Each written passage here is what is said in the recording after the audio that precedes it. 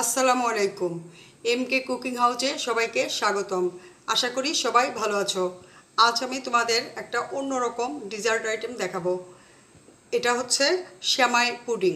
তো এই আইটেমটা বানানোর জন্য আমি এখানে নিয়েছি 250 গ্রাম লাচ্চা সেমাই। এটা তোমরা চিকন সেমাইও নিতে পারো, যে কোনো সেমাই দেওয়া যাবে। আর নিয়েছি 1 লিটার দুধ, জাল দিয়ে হাফ লিটার করেছি। আর এখানে 250 গ্রামের চেয়ে একটু কম চিনি। আর নিয়েছি 4টা ডিম।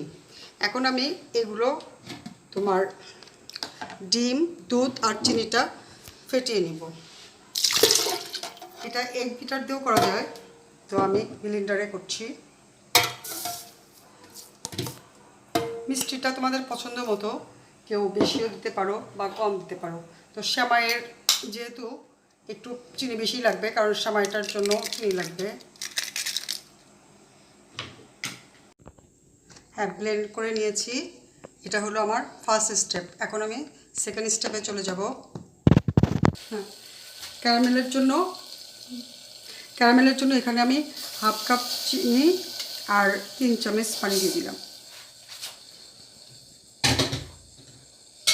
এই ক্যারামেলটা মিডিয়াম আছে, এটা চাল দিব।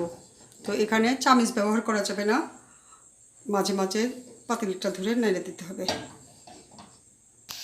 হ্যাঁ, ক্যারামেলটা এভাবে জাল হচ্ছে, এরকম করে আস্তে আস্তে এটা লাল হবে। আর ক্যারামেলটা হয়ে গেছে। এটা আমি বেশি পুড়াবো না, বেশি পুড়াইলে আবার তিতা লাগবে। হালকা লালচে কালার। এখন আমি এই মল্ডের মধ্যে ক্যারামেলটা ঢেলে দিচ্ছি। এখন এটা ঠান্ডা করব আর চতুর্দিকে ছড়িয়ে দিব, যাতে সমানভাবে সব দিকে কালারটা আসে। এখন এই ক্যারামেলটা সেট হয়ে গেছে। এখন এটার মধ্যে আমি এই দুধ আর ডিমের মিশ্রণটা ঢেলে দিচ্ছি।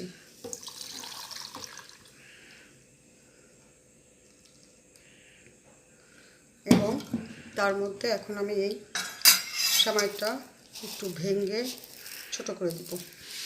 এটা লাচ্চা সেমাই, তাই আলাদা ভাজার দরকার হয়নি, কিন্তু চিকন সেমাই দিলে ওটা একটু ঘি দিয়ে ভেজে নিতে হবে। এখন আমি এটা আস্তে আস্তে এটার ভিতরে দিয়ে দিচ্ছি।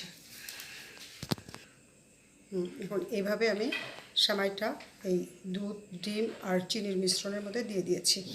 এখন এটা আমি একটা এয়ারটাইট ঢাকনা দিয়ে ঢেকে দিব। এখন আমি এটা একটা পাতিলের মধ্যে কিছু পানি আর স্ট্যান্ড বসিয়ে দিয়েছি।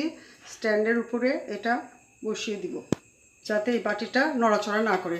আর পানিটা দিব এই বাটি যেন অর্ধেক ডুবে থাকে, বেশি পানি দেওয়া যাবে না, তাহলে আবার যখন বলক আসবে তখন বাটির ভিতরে পানিটা ঢুকে যাবে।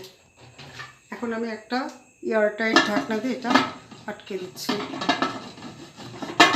হ্যাঁ বন্ধুরা, আমি এটা 35 মিনিট লেগেছে এটা হতে।